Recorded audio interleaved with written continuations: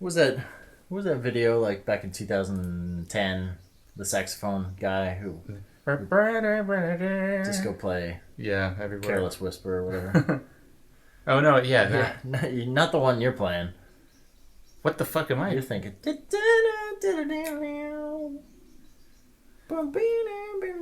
I remember Careless Whisper. I don't know. Somebody in our audience is going, "Hi, I know that song." Lance, we know. You get a call out every episode. Every episode Except now, the last except one. the last one because We forgot. we hate you. So okay, Should we? No, wait. We No. need to talk about the Star Wars trailer. okay. Star Yes. Wars: The Last Jedi. Yes. Can we talk about how you watched the wrong trailer and you were like, "Wow, this looks terrible." Yeah. Can I just call you out on? You can. I mean, I Okay, so Mark, I sent Mark the trailer this morning. got the link on my He got phone. the link, but then he was like, "Oh, I'm gonna go watch this on my TV," Or which my computer. You know. is basically what I did too.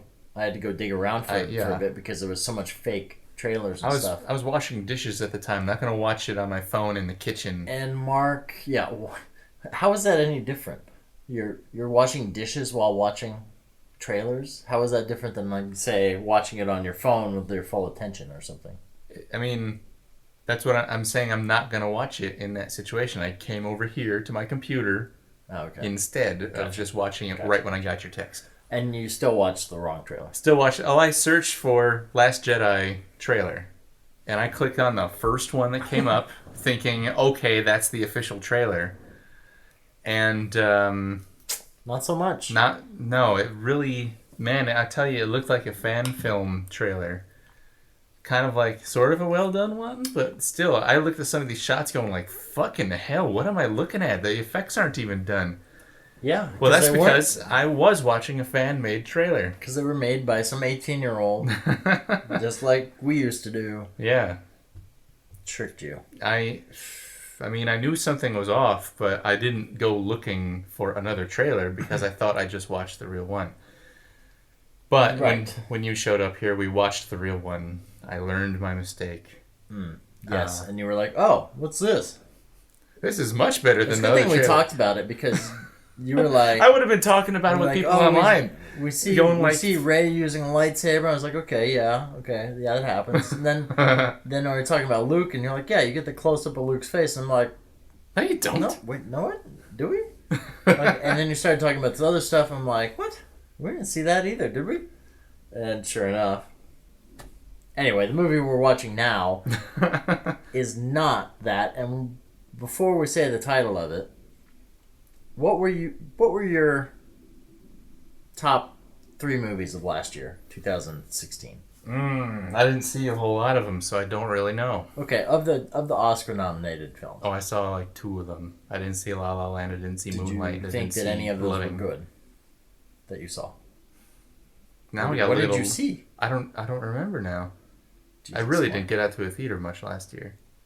This is why Mark watches obscure movies because it's the only ones he's seen. I'm trying to catch up from the other end. I can't really bother with the new stuff. Right, not the front end. Let's You say start from the back end. let's say I didn't have a favorite of last year. Rogue One, Star Wars Rogue One. Okay, decent movie. Yeah.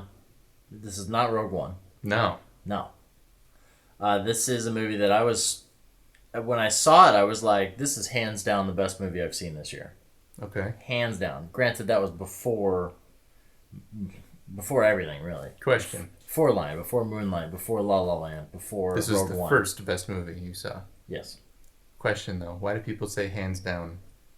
Meaning, that's it. Hands down. Like, why? there's no more argument. My hand My is hand is down. No down. more talking. Yes. I Makes think, a lot of sense. Maybe. I don't know. Look it up, Internet. Tell us.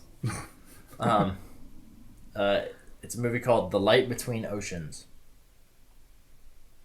And I have heard of this. You have heard of this, okay. This has Michael Fassbender and Alicia Vikander Yeah. and Rachel Weisz. Rachel Weisz, like 3 people at the top of the... Well, maybe not Rachel Weisz anymore at the top of her game. She's still in top form as far as an actor is concerned. She's still in She's the just game. not cast as much Right. these days, it seems like.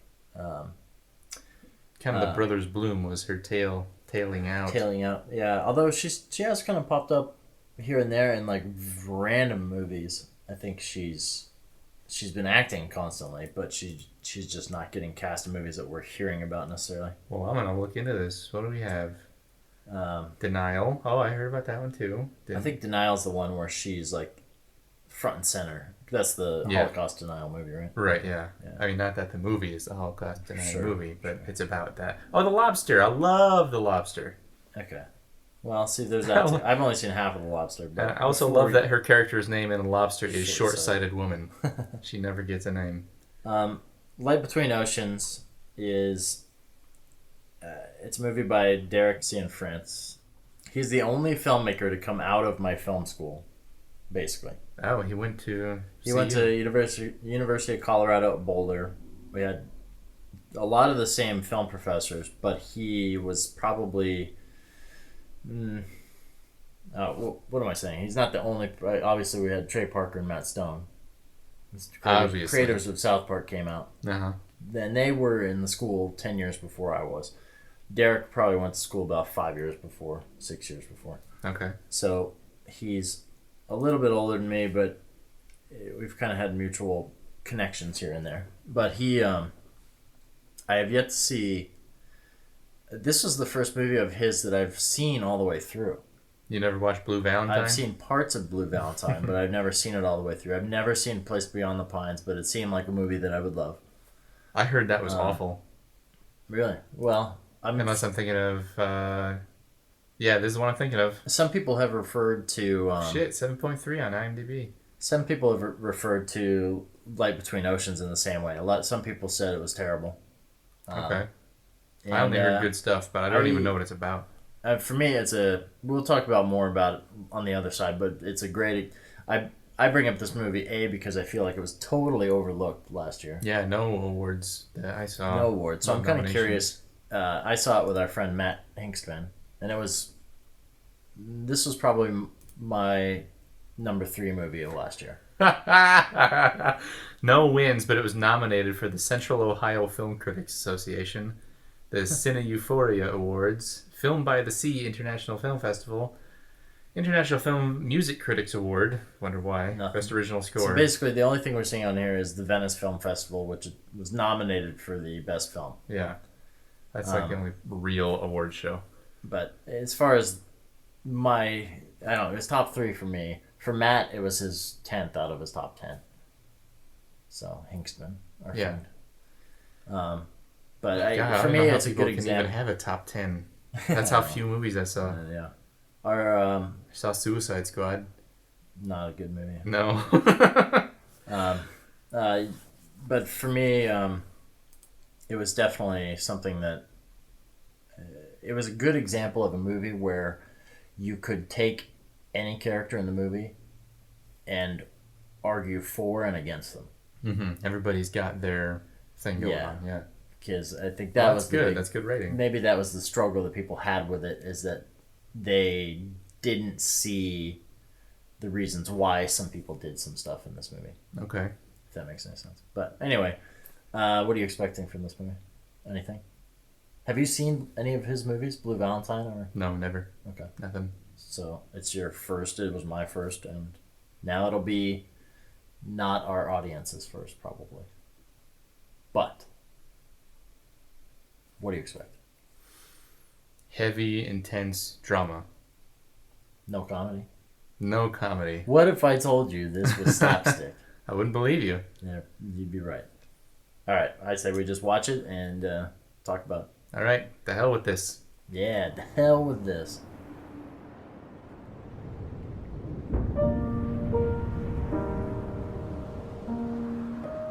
Dearest Isabel, I can't stop thinking about the time I spent with you. Dearest Tom, when I first saw you, I felt like I knew you, and I couldn't stop seeing my life with you. To be loved by you allowed me to feel again. What can I do? What should I do?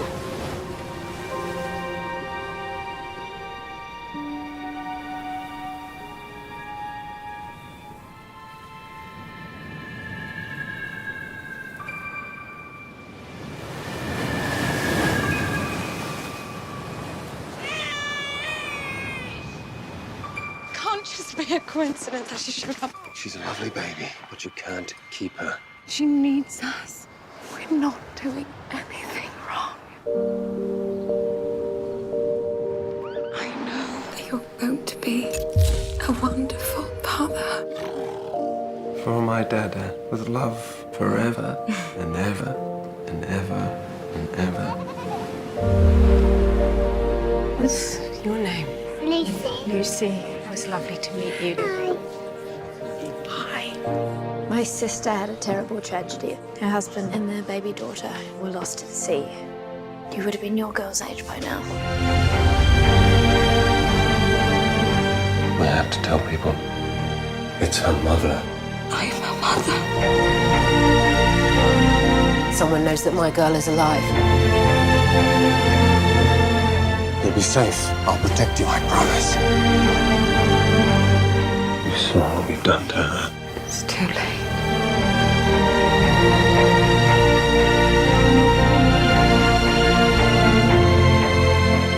One day, this will all feel like a dream. With love forever and ever and ever.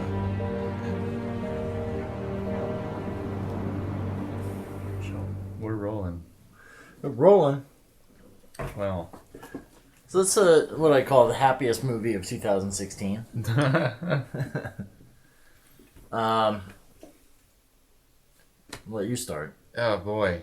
I don't know if I mean, by default, it has to be one of my top 10 movies of 2016 because I only saw so many. I didn't dislike it at all. I thought it was really good, but I wonder if it's just a little bit like, oh my God, One thing after another. it just does not stop. The what you said when we started, like it's a movie where you can make a case for any everyone. of the three characters. Yeah. That is true.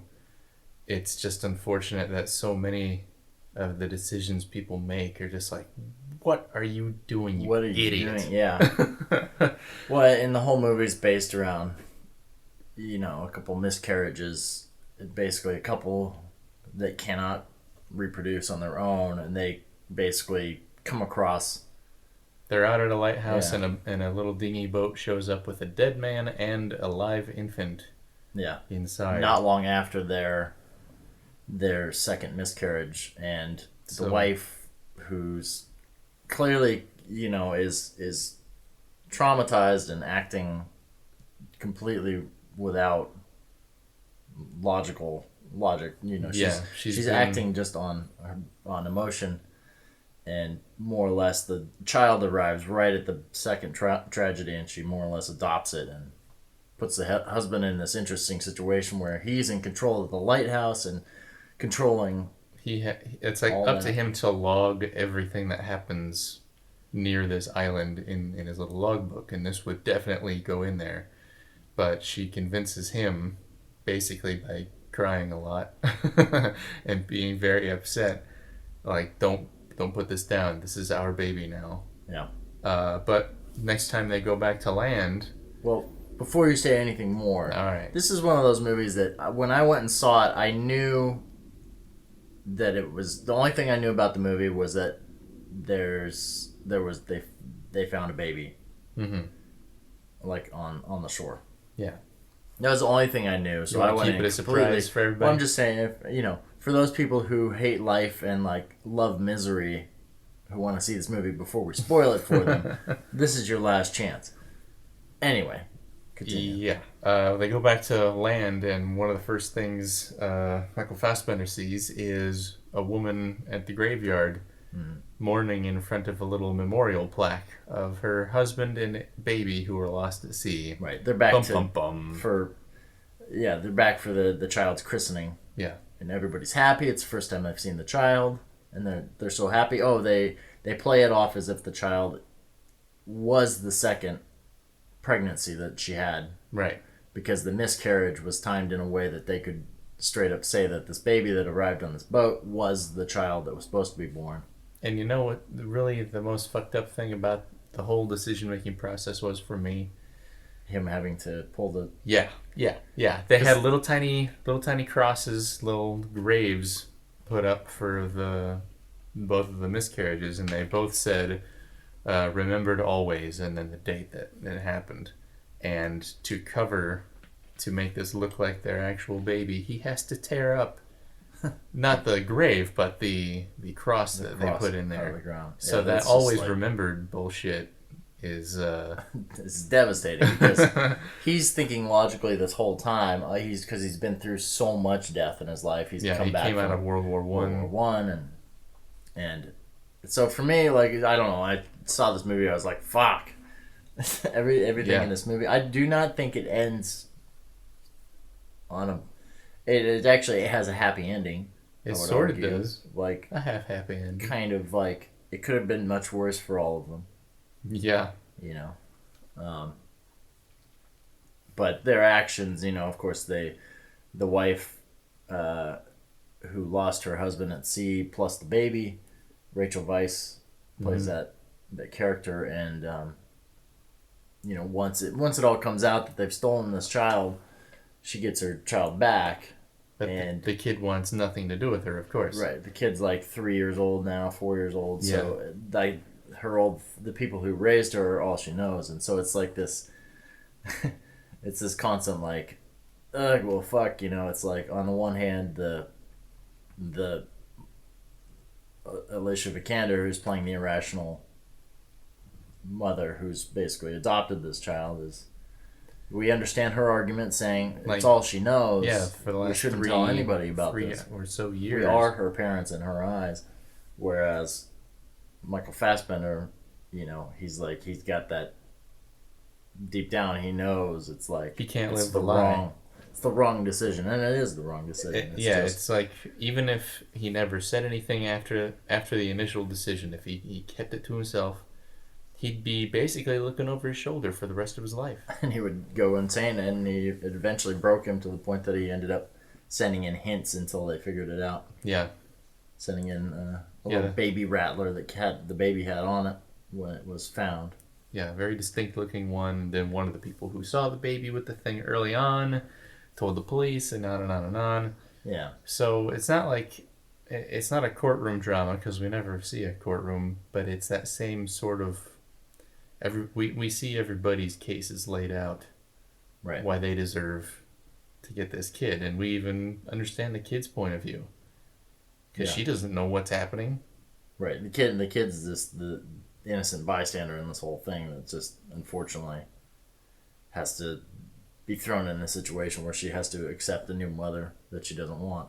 Yeah. Because it's not like they were bad parents. You know, you hear about this kind of shit actually all the time. It's not like I thought of a particular news story or anything, but if this happened today, it would definitely be a Florida man story. This kind of shit happens all the time, though. Steals baby and raises her for 3 years. I feel like we hear about the people who go out and like kidnap children and raise them.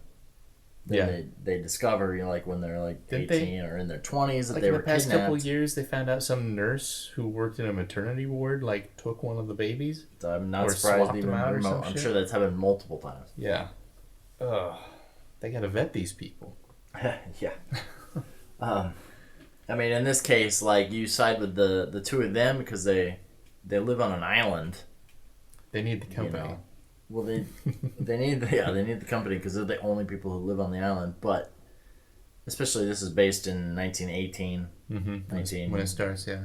You know, you have to assume that if this boat just floats to shore and there's a dead man in it and a baby, that it was a rowboat too. Like she says, it wasn't a lifeboat. It's not like it was from a larger ship. It seemed like they were just out at sea. They just got swept away. And so it's like you understand the odds of anyone ever finding out about this, or even, you know... Yeah. There's going to be someone connected to those people on the boat, but you don't know if they were on... you know, if they're alive or dead. It's like the odds of them ever being found out are, well, it leaves the only people who know the truth are the people who found the baby to begin with. This is basically a simple plan, but instead of finding a bunch of money and being able to get away with taking it, they find a human and are able to get away with taking it. Right. And it's because it's not just a money thing. That's sort of like the more universal, sort of cheaper way of looking at things. There's all this money, everybody wants that. Here are these people who are, I guess, desperate for a child. They keep trying, and it's just not working out. So it's driving Alicia insane because she can't hang on to these Even things. though she's like basically like the bubbliest person who just happens to not have any choice in men because they've all been killed in the war. Right. Except for this guy who comes back from the war and is basically a shell of a person. Yeah. Doesn't talk much, but hey, she'll take him. Yeah. Almost forcefully. Yeah, it was sort of weird. Oh, you're taking me out for a picnic tomorrow. I am. Okay, let's go. But yeah, it's a more intense kind of a theft, because if it was just money, to keep that comparison up, like, people can get more money, and I guess people could have another baby, sure, but it's like, this is a personal thing now that you've taken from someone. You've stolen a life. Once you've seen, especially when he sees the Rachel Weisz character, Yeah. and he understands what they've done, But then it really hits home. But then, even at that moment, it's so hard to just fess up and say, we did something bad. They were in the middle of getting the baby baptized. Yeah. They're not going to say, hold up, I got something to tell everybody. And he might not have even ever found out if the vicar had shown up on time to christen the baby. That was one of those really convenient things. Like, there's a few. I know it's storytelling. Like, you Right. just got to line some things up like that. Right. But, he could have easily, if things hadn't been lined up so perfectly, could have easily gone the rest of his life without knowing anything about her. Yeah. So it's one of those convenient story things. What do you think about when I watch this, I feel like I'm watching a Terrence Malick movie with a plot. I think Terry Malick I love movies Terry have a Malick. plot. They used to have more plot than they do now. But I guess it's been a while since I watched Now it. it's just... The last one I saw was The New World, and I just couldn't take it. See, that was the last one of his that I liked. This had a very Tree of Life feel to it, but it wasn't obviously the same story. Well, a lot of that is in the editing and the photography. Like, they did cover some great spans of time by showing these like little montages of raising the daughter, teaching her all about different things and whatever. They must have filmed for a solid week and a half.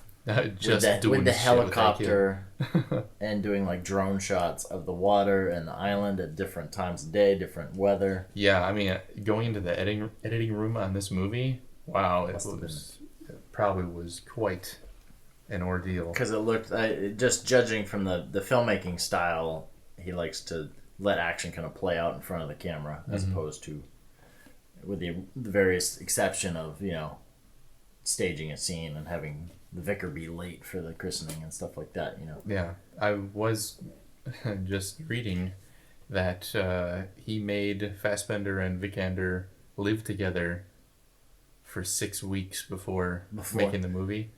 And during the making of the movie, those two started dating. I don't know if they're still together. I'm pretty sure they still are. Yeah. So well, and that's kind of what happened, I think, with Blue Valentine also. And it totally makes sense coming out of University of Colorado Boulder Film School, which was more avant-garde. Mm-hmm. It was not they did not talk highly of Star Wars, I'll say that much. They were not of the school like, you show up, you do your job, and get the fuck out of there. Right. They were like, no, you've got to live this movie. One of his main teachers would have been Stan Brakhage, who the first film we were ever shown of his, he was one of the professors there for about half of my duration there until he got cancer and died, basically halfway through my last year there. Nuts. He made films where he literally glued moth wings to a film print, and then projected it and called it Mothlight. Okay. And Were they? I mean, was it just random or was it animated a certain way? It was animated in the sense that each frame was different. Right, it was random then. It was totally random. He covered the film with adhesive and just went poof with Yep. moth wings. And then it was I believe that was a 12-minute film. Where do you get just the wings of a moth? You have to catch a lot of moths? That's what I want to know. He had to slaughter a lot of moths. You got to set up glue traps and just like peel the wings off. I'm God. sure there's a box full of dead moths somewhere because of that movie. What a life. But anyway, that's the training that he kind of came from, and I can see it displayed in this movie just because the cinematography is gorgeous. Yes. I remember at the time I graduated, or close to it, Derek, the director of this, won a Sundance Award for Best Cinematographer for either a short or a feature, I believe. But he, this looks like it was shot on. This video, yeah? It says Ari Raw, yeah. Ari Raw, so it's probably... It did feel a little video-ish at times. What? A lot of that I think was also your monitor. Shut up, Chad. But it was gorgeous anamorphic lenses, Panavision.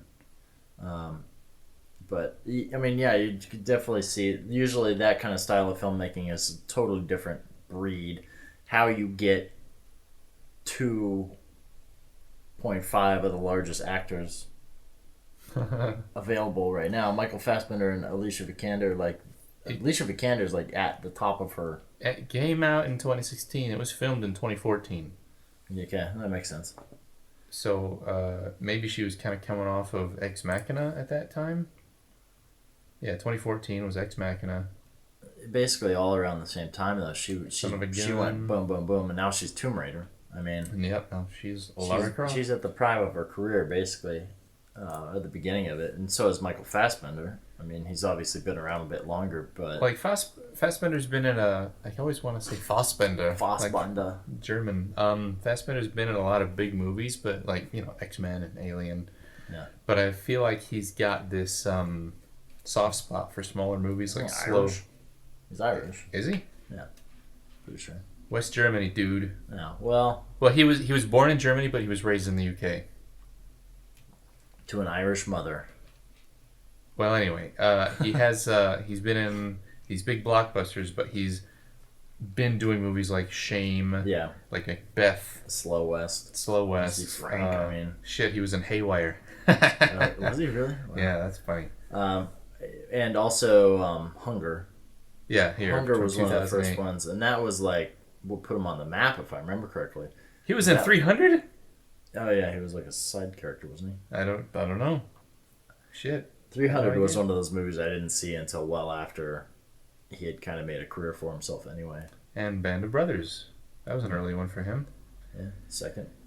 So, Yeah, so I mean, I don't think it'll ever be out of question if you've got a good script and you can't afford a $50 million actor like Tom Cruise.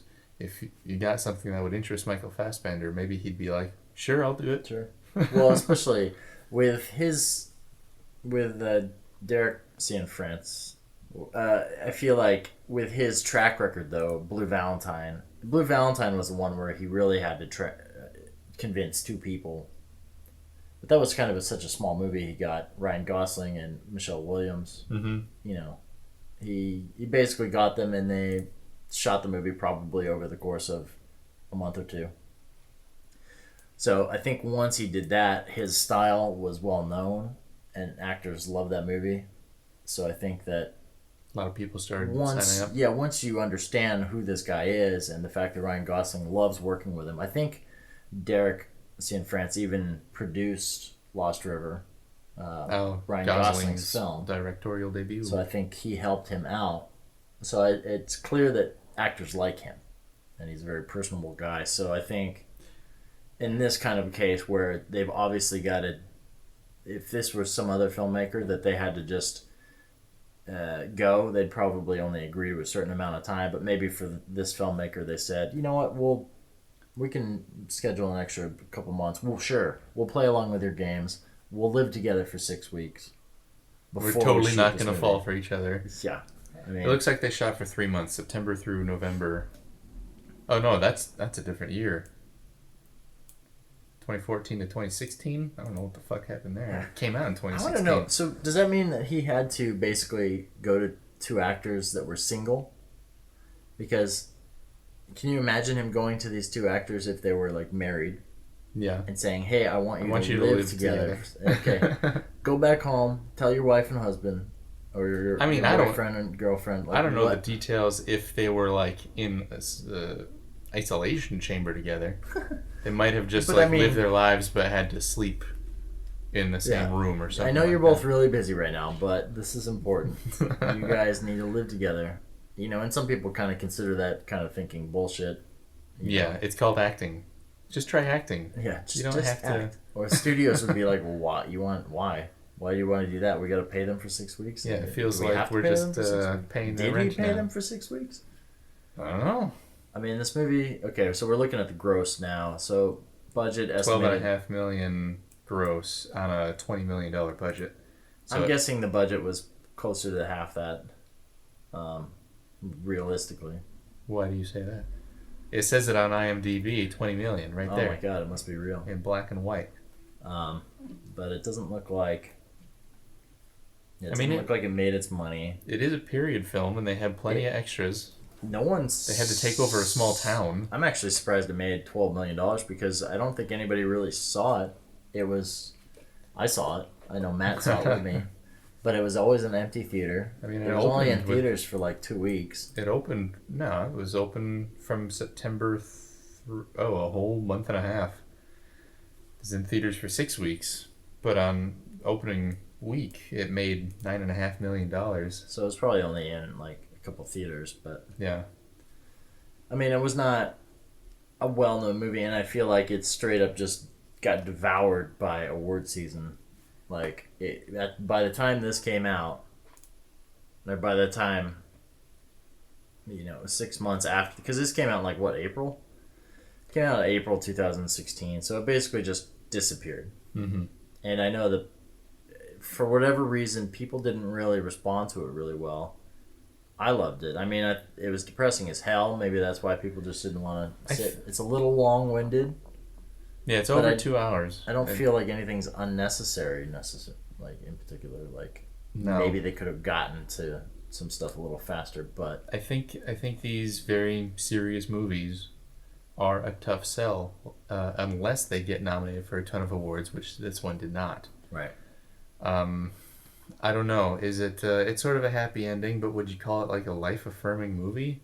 These people struggle and struggle to do what they think in the moment is the right thing, All right. The And ass they're- end of the world. and they're never really sure, even in the end, if they did the right thing. Right. It turns out okay for a few people. And we're kind of denied.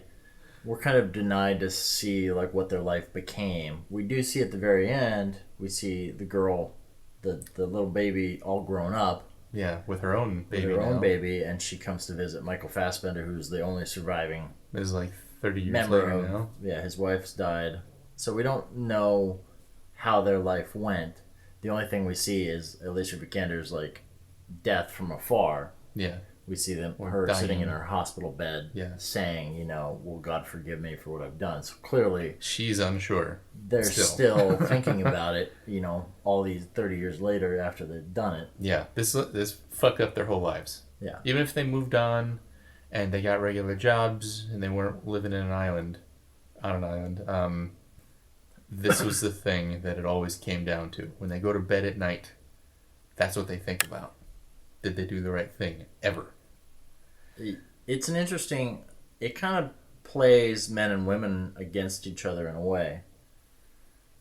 Sort At of, least in this 'cause movie, just because it was Fassbender like is like so stoic and he makes so much sense, but he is swayed by her argument, her emotions. sure. Well, I think he 'Cause also he has them. he's also got to himself. be in logic speak. He's seeing that at the moment she's saying, "We found the baby. Let's keep it."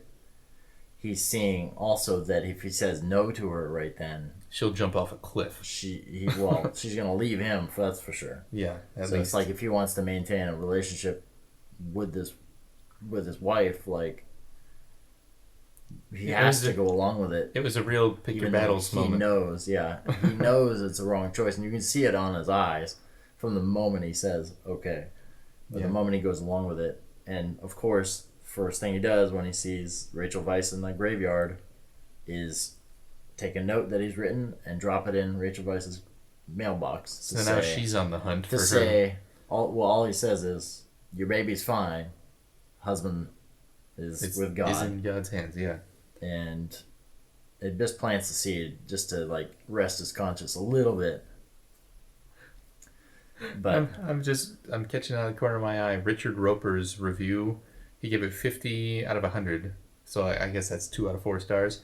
A gorgeous but plotting and borderline ludicrous period piece weeper. There was one thing I did see, like, people didn't really buy that, like, it was too much of a stretch to believe that a baby just floated up on a boat. I do wonder why the guy was dead, but the baby was alive. They had no supplies on the boat. Did the guy just die of sunstroke and the baby somehow didn't? Well, didn't they, when the captain is explaining what happened to the husband, he's saying that he had a bad heart, didn't he? Oh, I didn't. I missed that. I feel like he had said that he had a bad heart or something, but like I know that the only reason they were in the boat is because this guy was getting attacked by townspeople for being German. How dare he after World War One? And he ran away in this boat, and I don't know. Maybe I thought somebody cut him or shot him or something like that. But I missed this thing about his heart. I mean, in any case, they were in the boat, and presumably the island is at least 20 miles offshore. Yeah, you cannot see. So if you're on a rowboat at night and you get stranded out there, I mean, God only knows. He could panic, have a heart attack. Could have frozen to death, and the baby was wrapped up better than him, you know. Yeah. I guess there's a number of things.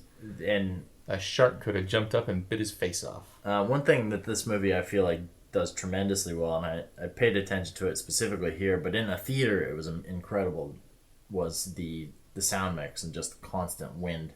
Yeah, we had some technical difficulties, so I didn't quite get that here. But you could still feel it. Well, yeah, especially when she's having her first miscarriage. Holy cow. Yeah, she's out in the wind, and I'm watching that like, well, I don't know that they actually... It's almost like they just went out and filmed it, because it's probably that windy every night. It could be. At that lighthouse. Like, maybe they just said, well, you know what? We got a little storm here, so we're just going to... Alicia, can you walk up these stairs while we film you getting blown around by the wind? I don't know. Let's find out. Like, because, you know, maybe that's where the $20 million went, if that was a budget, you know. But, I don't know. I think maybe people just don't want to see people go... Obviously, people don't want to see people go through this kind of a struggle. I still haven't seen the movie Loving, but it's based on a true story. Right. And it's about, like, a white man and a black woman who I think they want to get married, and it's like their whole struggle to get that done legally in whatever state they're in. I'm obviously very short on the details of that whole story. Right. But people want to watch movies like that where people are up against real adversity in the world because it's they're after something bigger than themselves. Mm-hmm. And in this case, they're after something that can be fought. Well, yeah, but in this movie, it's like they're being selfish. They want to have a baby. They can't make one on their own, so they just take this one that God dropped in their lap. Right. And it's sort of hard. Once they start the whole ruse, it's really hard to be on their side. You know where they're coming from, and they have your sympathy. Mm-hmm. But it's really hard for you to say, yep, this is reasonable. This is going to work out just fine. Right. At that point, you just feel awful for the Rachel Weisz character. Yeah. So you're just like, very few people want to go and see a movie where they're just going to feel like fucking shit. For what, in the end? And maybe that's the thing. Like, when I saw it, I didn't know anything about it other than that they find a baby on the shore. So for me, it was like, knowing that little bit, like, maybe that's why... I knew what I was getting into before I got into it, so it didn't come out of left field that they found a baby in a boat, you know, because I kind of knew that was coming. I didn't know why or what the other. I didn't know about the miscarriages or anything like that. But I guess if people knew more, if they knew about the miscarriages, if they knew about the stolen baby concept and everything, then maybe they wouldn't go into this and be like, yeah, you know. Yeah. Did you ever see the movie Passengers with Chris Pratt and Jennifer Lawrence? No. Okay. I heard it was terrible. Do you have any plans to ever see it? No. Can I like spoil it all for you? I mean, are we warning our audience? I'm warning the audience now. Passengers with Chris Pratt. I'm gonna spoil it. Here's why it sucks. Like, you saw the trailer, I assume, and it's like, yeah, like I was like, okay, cool. it's a ship full of people. He wakes up early for some reason, and he's all alone. And then like Jennifer Lawrence is there too, and they're having adventures all by themselves on this big ship. Sure. Well, here's the fucking reason Jennifer Lawrence is there too. He gets lonely and wakes someone else up. As soon as he does that, he stole her life. Right. He's a murderer. Right. And they covered this in the movie. When she finds that out kind of later, she like won't talk to him. She's very upset by the whole thing, as the audience was about an hour earlier. Right. But like after that, so you find out at the beginning of the movie that he's still not at the beginning, but earlier than she does. Like we get like 20 minutes of him by himself. Mistake, then. Well, like if they showed that in the trailer, I think they would have made much less money because people would have been like, "What the fuck?" Right. Chris Pratt can't do that. Sure. Which makes sense, and that's basically what they did in this because they're both lonely. Just Michael Fassbender's better equipped because he's been through so much. Yeah, he's almost shell shocked, so he doesn't even want to be around people. The concept of miscarriage is just like, all right, let's try again. Let's try again. Try again. Keep trying. But of course, it's a lot easier for him because he doesn't have to deal with all the the emotional trauma of having to go through a miscarriage and the physical trauma. I mean, I think it's like the more that happens, the harder it is every time. Mm-hmm. So I maybe the thing that sticks with me is I mean I love things that are just like solid character, movies and character interactions and this was these characters all had very clear motivations, very clear directions, and you don't always agree with their choices, but you understand why they made them, which I think that is a lot of that's very careful crafting of a plot, whether or not you enjoy it. Yeah. Well, I think this movie does a really good job of making everything move forward. Everybody's happy. Everything's fine. They're raising this girl as Lucy, not her real name. And then in a second, in a moment, you're like, your heart seizes up, going like, oh no, what is this about to happen now? Yeah. Here come the cops on a boat. Fuck. Well, when Lucy runs away, halfway through the movie, after she's been given back to Rachel Weisz, she runs away, and then you're going, oh Jesus! They find her doll in the water, and you go, oh no, Jesus! That's code for she's drowned. Yeah, but no, she just was looking for the lighthouse and fell asleep on a rock nearby the water. Because that's where you'd fall asleep. Apparently, when I was a little kid, I fell asleep on a sidewalk once. I mean, I had a hard concrete sidewalk. I used to pick up quarters off the ground and put them in my mouth, because they tasted so metallic. So we're both a little fucked up as kids, I guess. Yeah, and now you just like, when you have spaghetti, you throw in meatballs made out of steel wool just to get that. Ooh, geez.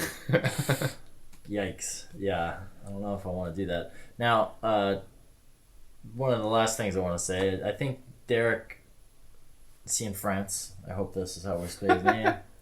I hope let's email him. Let's get him on Twitter. He is a guy that I would love to see him put on a list as a Star Wars director. You think so? Because I think visually he falls in line with the style, and he could nail characters. As far as writing a script, I doubt they'd ever give him that opportunity, but maybe. I don't think he would ever do it. This is probably that. This is the only movie of his I've seen, so I can't say much. But if his other movies are anything like this one, I wonder. I don't think. I mean, the Blue Valentine is apparently also really depressing. Yeah, that's what I've Place heard. Beyond the Pines is probably also depressing. I heard that was just weird. But anyway, if you were to make a Star Wars movie, it would be missing the sense of fun. The adventure of Star Wars would be gone. It would just be like, The doom and, and gloom of it. and So now he would be people's good lives at, are ending. he would Yeah. be good at doing the Empire Strikes Back of this or of whatever. Maybe, but even Empire Strikes Back had the training sequence with Yoda. I mean, even Rogue One though. Rogue One was pretty depressing. We're gonna spoil another movie. Hey, all right, we're getting off too many tangents. One problem I had was half the time I try to think of this movie, I can't remember the title. The Light Between Oceans. Yeah, I always want to call it Light Between the Oceans. right. But then I go, wait, that doesn't make sense. All of the oceans? It's based on a book, as far as I know. I believe it's Based on a novel, not based on a true story. not based on a true story. Okay. Yeah. So I guess this, between Blue Valentine, Place Beyond the Pines, which is another one that's kind of a strange title, Mm-hmm. and Light Between Oceans. Like I'm curious to see what he's going to do next, or because I feel like he's kind of like a Ryan Johnson, where he's got a very distinct style. Yeah. It may not be as apparent in this, but I think that it's pretty clear he thinks in a visual sense and has very good character. development. I considered this movie kind of similar to Lasse Hallström. Is that his name? Oh, Lasse Hallström. Yeah. I could see that. I Hopefully can't he think of doesn't anything sell he's out like Hallström done. has. Yeah, he really did, didn't he? Didn't Hallström do a lot of? Was he the guy? No, it was who? Did he do the Bjork movie where she hangs herself? No, that was the Dogma 95 guy. Was that Lars von Trier? Yeah, that was Von Fuck Trier. that guy. Okay, so Cider House Rules. Yeah. Yeah, Who's that's. Eating Gilbert Grape? Chocolat. I Okay. never saw Chocolate. I think Chocolate was kind of one of those weird, like quirky, Dear funny. John, period isn't things. that shitty movie with? Yeah, he really did sell out. Jesus. He did a Channing Tatum and Amanda Seyfried movie. Yeah, Richard Jenkins. A Dog's Purpose. That was his newest He one. did Dog's Purpose too. Yeah, Wow. and Lasse Hachi, A Dog's Tale made me weep very hard. I can't take these dog movies, man. Cider House Rules was a great movie. There we go. I really like that one. I was So, like, it's clear, like, I don't know. I consider there's them in the others- same yeah, I the can same see- branch of the filmmaking tree. I you can know? totally see that, yeah. And Hallström was, somebody who was also talked about a little bit in our film school, but he was probably a little too mainstream for my teachers. Too mainstream. Ooh. Seriously, yeah. They only like directors you never heard of before. Any parting thoughts on this? I can recommend the movie. I can. It's a good movie. To very depressed people. So you would I go back to last week when we did The Imposters. The Imposters, Yeah. and you would go to Hope Davis's character in that movie, who's manic Really, depressive. You need to watch You The need Light to watch Between Oceans. this movie. This is all about like people like loving something so much they have to steal it from someone else. Yeah. It's not. I don't think it's just for depressed people. It might make you feel more depressed. That's not what the goal is. But it's. I think it's a real acting showcase for sure. Yeah. And I don't know if you can appreciate a very serious movie, With gorgeous cinematography. that too, then this is for you. There's no jokes in this movie. No. They're very, like, dry. But, to be honest, like, I think the people of the time were always kind of dry. Yeah. But they joked as well, but their jokes If they were caught a the bit more- common cold, they could die. Everything was very serious back then. Yeah, we were talking about that. When you're on this island, which is not that big, But it's Like, far. It's far from far enough away, civilization. and you don't have a boat, first of all. If you sprain your ankle and you can't climb down the hill or something, you're fucked. Yeah. I guess he does have, he can at least Through the send in telegram. a telegram, so, If he can reach the telegram. right. Yeah, What if he lost both of his hands in a... He has to accident? go up the windy stairs to the lighthouse, like, Right. yeah. That must have been an interesting place to film. I mean, they must have been locked on that island. or a island nearby. I think it was Well, let's it was see. shot. It says Tasmania. New Zealand. You were right about that. You said that before. In the credits, I remembered seeing that the family who owns the lighthouse, their last name is Peter. Oh. So Maybe you can get a private tour if maybe you I go to should Australia. dig into that and see if I'm related to. Maybe they're a part of my my great grandfather. Here, the Marlborough Lighthouse Marlborough. is the location New Zealand. used in the movie. So yeah, They're set in New Zealand. Okay. My great grandfather was a drunk, divorced his wife, and left his family, and got on a boat for Brisbane, and moved to Brisbane. interesting. So maybe, So all those people are real motherfuckers down there. probably. So maybe all the Peter people that we know in Brisbane, maybe they own Oh, the so lighthouse. many. So maybe, just maybe, Maybe. it could be in my family. It could be. I mean, if you go to Ancestry.com, our sponsor this week. No, So, not yeah, really. right? No, we don't have any sponsors. I don't need sponsors. I got a job. All right, I got shit to do. All right, let's get out of Get here. out of here. All right. Talk to you Later. next week, guys.